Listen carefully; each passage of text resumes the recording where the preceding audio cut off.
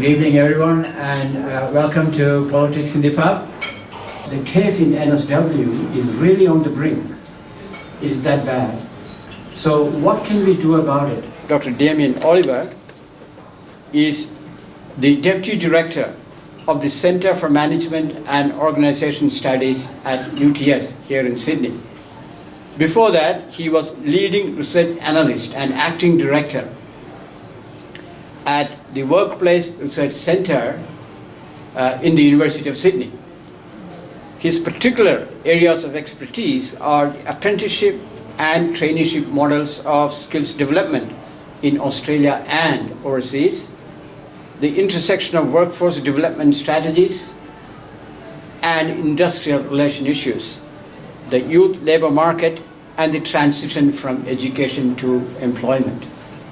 His research career includes time spent at Griffith University, the University of Duisburg-Essen in Germany, I hope I got it right, and 3 years at the National Centre for Vocational Education Research in Adelaide.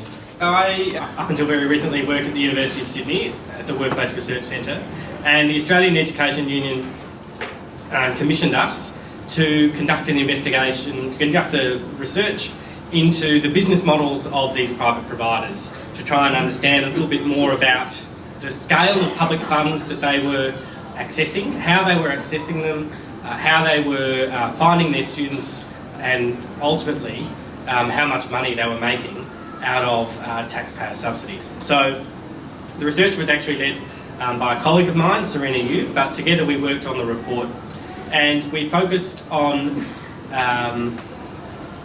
one of the things you quickly discover about the system of regulation in vocational education and training is that it's not very transparent, and almost inevitably the regulators don't ask the right questions. And so the information that was available through ASQA, through state government training departments, was really inadequate for our purposes in trying to understand how much money these private providers were making and how they were going about it, what kinds of outcomes they were delivering for students. And so the approach that we took was that you might recall that as the market started to open up and then Pat's gone through the scale of funds that all of a sudden became open to tendering by private sector providers, a number of providers started to list on the stock exchange, leading with a couple of prominent examples including vocation. And so as the basis of our research, we actually analysed the stock exchange information, the prospectuses, the brokerage reports, and that level of documentation. My colleague Serena actually has a very dirty secret, which is that she used to work for Macquarie Bank, so she knew exactly what was going on and could really get into some of the detail. And I think I can probably say now, called upon some of her sort of former contacts to try and understand a little bit more about precisely how these private providers were going about marketing themselves. But the overall thrust of the report, unfortunately, makes for quite sobering and depressing reading. So Pat's already gone through the context in terms of how we found ourselves in this situation. 25 years of marketisation in the vocational education and training sector. There's been a number of advocates, key people within the sector who've been pushing for years to try and erode the influence of TAFE and increase the role of private providers, beginning with early experiments of user choice funding in apprenticeships and traineeships sort of 25 years ago, 20 years ago, and they kept at it and at it and at it, and finally the big bang occurred with the national agreement and the opening up of all vocational education and training system dollars through what is essentially a voucher system. So the context Pat's gone through, per student funding was declining. Governments in this budget-constrained environment weren't about to put more money into the system in order to justify its expansion. So it was almost inevitable that if you have per student funding declining, you're opening up access to subsidies to private providers, of course you're going to get a situation where our TAFE networks take a massive revenue hit. But what our report was able to show was that these providers that were entering the market weren't making profits or weren't able to attract students by being innovative or introducing changes in how they delivered courses or the types of courses that they offered, by being more flexible. Ultimately, at the end of the day, they were making money by artificially exploiting the additional demand that was created by this entitlement model and being able to target students through the various marketing strategies that they adopted. The result is that, as Pat said, these providers are making extreme super profits. I won't go through the detail of it, but it's worth emphasising that in the midst of all this chaos, it is TAFE that is left to do the heavy lifting, and that is what the statistics that continue to be published by my former employer, NCVER, show, and that is that if TAFE is losing funding, it's losing access to dedicated resources for literacy support, ESL support, disability learner support, but it is still the case that if you are an early school leaver, if you have a disability, if you are Indigenous, if you come from a rural or regional area, if you are studying an apprenticeship, if you are studying in a skill shortage area, you are more likely to go to TAFE. These private providers have come in and they have skimmed the fat in a depleted system and left actually the really important work of what a vocational education and training system should be doing in terms of being a vehicle for social inclusion and being a vehicle for economic development in this country. That has all been left to the TAFE system to continue to somehow try and hold together. $1.4 billion in 2012 in funding through the National Partnership went to private providers to provide courses basically up to Certificate 3, Certificate 4 level. So the intermediate qualifications. Over 3,000 private providers. They just completely spawned. There'd always been small niche providers prior to the opening up of subsidies, often organisations like the Red Cross providing first aid training, community organisations that might provide volunteering courses and so on, as well as the more established adult education providers, group training providers, industry associations, but crucially none of them were operating for profit. And that's because there weren't easy dollars to be made in the system. But the moment that the public subsidies were opened up, combined with the very lax and misdirected regulatory framework that we have under ASQA and its state equivalents, meant that there was just a complete spawning of private providers. A point to make about vet fee help, Pat raised the issue before in terms of the complete spawning. I think it's up to $1.4, $1.5 billion in loans this year already.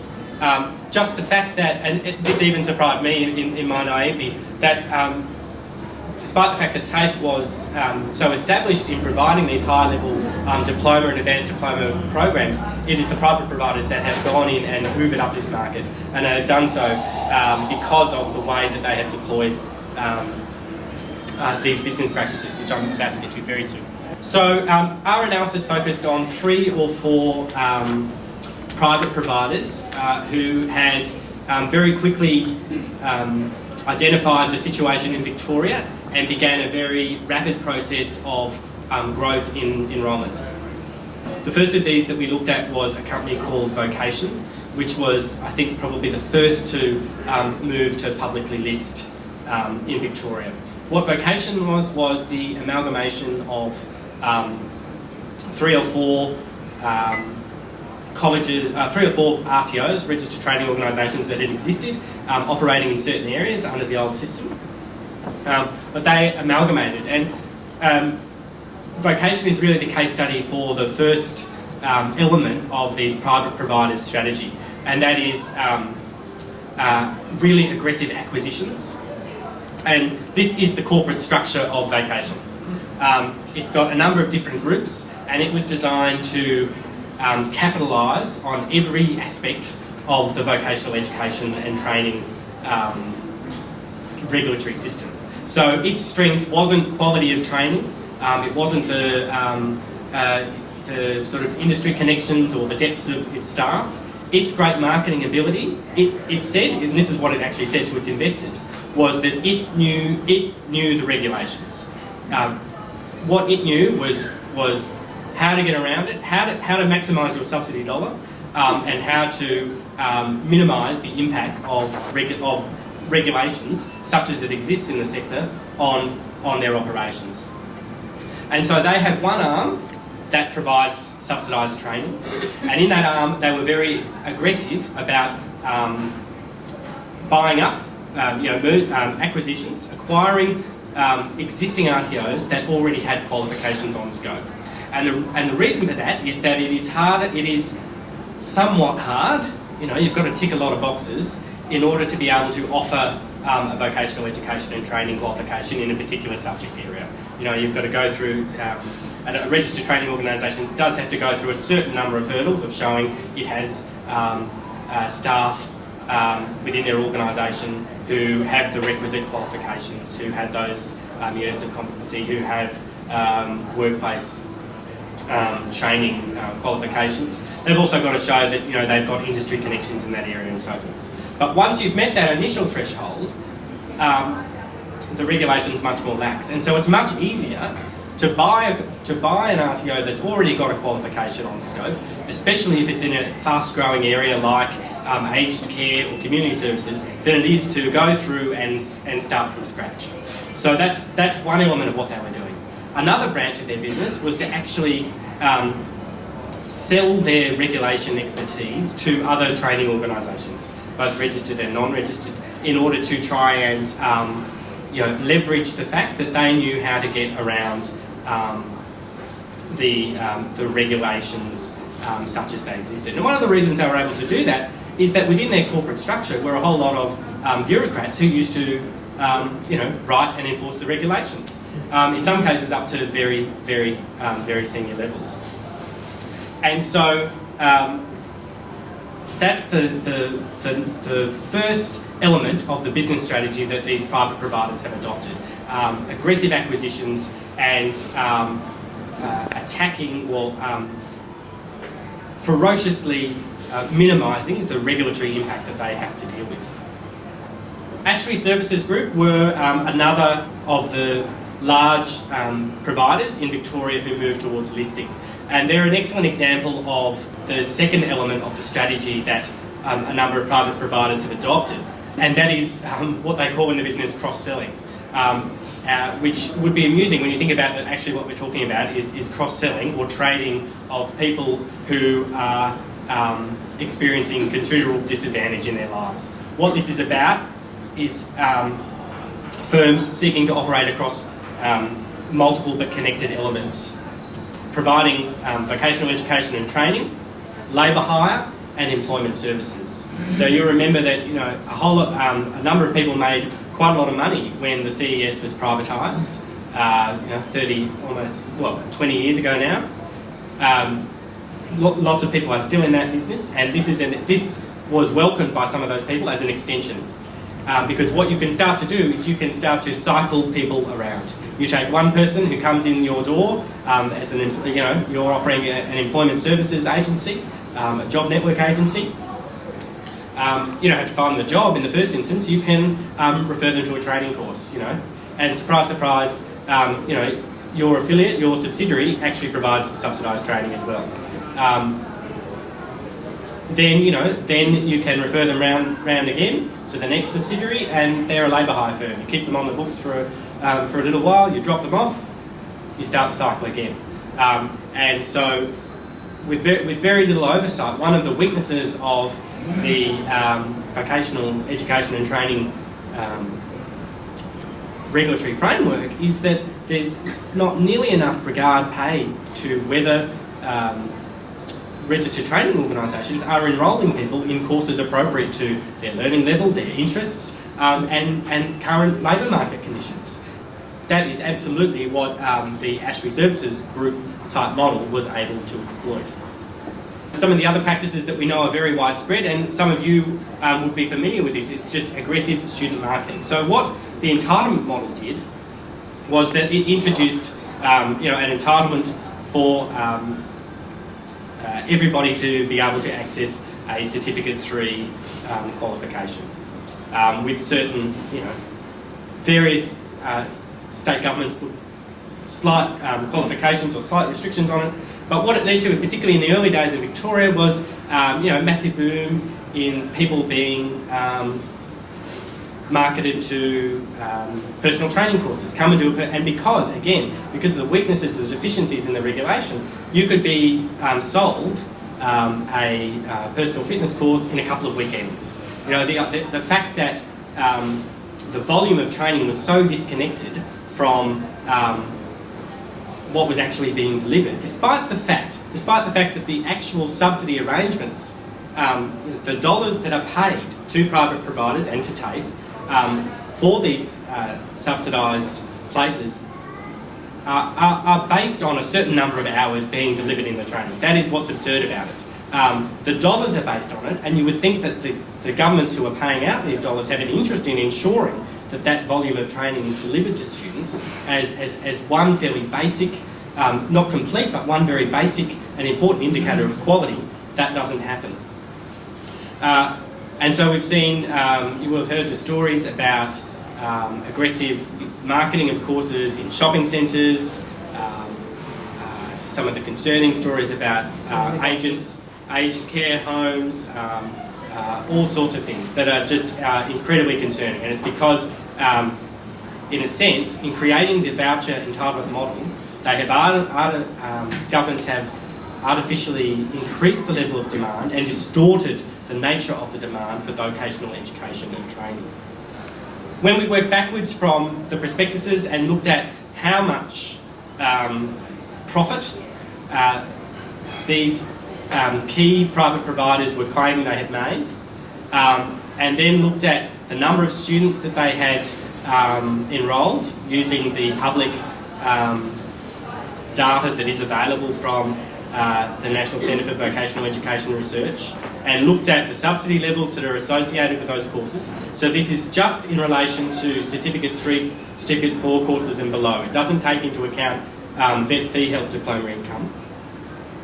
Just looking at the government subsidies, for every dollar of subsidies that these private providers were able to access, in this case from the Victorian government, they were able to take 30 cents as profit. 30 cents out of every dollar from the taxpayer went straight into the pockets of the company owners. If you extrapolate that out, based on the level of private activity, that means that there was $250 million pocketed as profit in Victoria in 2013, based on $800 million of subsidies going out to these private providers. So $250 million in one state in 1 year. By the time you can imagine the full opening up reaching every state, you can imagine the scale of draining, essentially, of the public purse that this policy has facilitated.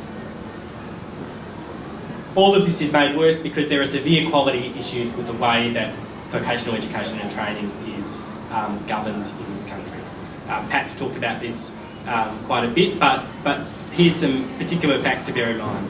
On average, registered training organisations are audited only every 5 years.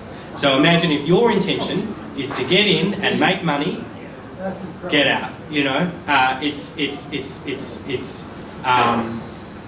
It's not easy. It's not hard to see how you can start to do well out of this system. When audits do happen, around 80% of RTOs were found non-compliant at initial audit. So RTOs are just not keeping up to scratch with what is expected of them, but the penalties, the compliance mechanisms are so weak. And by the time that's happened, what about the students? They've gone. They've finished, they're out there. Especially because these institutions are based around, churning students out in, 12 weeks or less. There's virtually no regulation of arrangements governing subcontracting. So I'm a registered training organisation, a certain number, not enough, but a certain number of obligations are imposed upon me. But if I choose to subcontract some of that delivery, then no more questions are asked. There's a real lack of clarity about the minimum standards, about trainers and assessors. And again, it comes up time and time in whenever audits ultimately do happen. Around 40% of non-TAFE providers, once they're audited, have no pedagogic qualifications. So the quality of the delivery, even when delivery is occurring, is really suspect. What's the result of this? We've seen around 10,000 qualifications recalled in Victoria. 10,000 graduates who thought they'd completed a Certificate 3 in Aged Care or some other vet course, who were working in industry at a certain level based on that, have been written to and told their qualification isn't worthless, it's withdrawn. They get their money back? Well, what they get given is the right to enrol at another registered training Go through the organisation. whole process again. How much? Excellent. Yeah, that's right. For extra money? And they're provided, and this is based on something that Pat's told me, they're provided with a list of providers they can go to, a whole lot of other private providers. TAFE's not even listed at that point. So if they're doing a 4-year course, they've got to do another 4 years. Well, this is the point. This is vocational education and training. You can get it done in 6 weeks. So what concerns me as someone who's quite involved in the research in this area is that this is fatally undermining confidence in the entire vet system. That number amounts to 5%. 1 in 20 of every qualification that was issued in Victoria in 2013 has now been recalled. That is a crisis. Why would you touch any diploma? You can't be. If you're an employer, you can't be confident of what you're seeing. And when you see the scale of the impact that it's had on Victorian TAFE, it's not confined to the private sector then. You have to start to question, the per student funding has been driven so low and the level of competition is so fierce that you have to start to question the quality of provision no matter where that student has come from. And to my mind, that's the real tragedy of what's happened here. I think that's probably as good a spot to any to finish up the presentation. Thank you.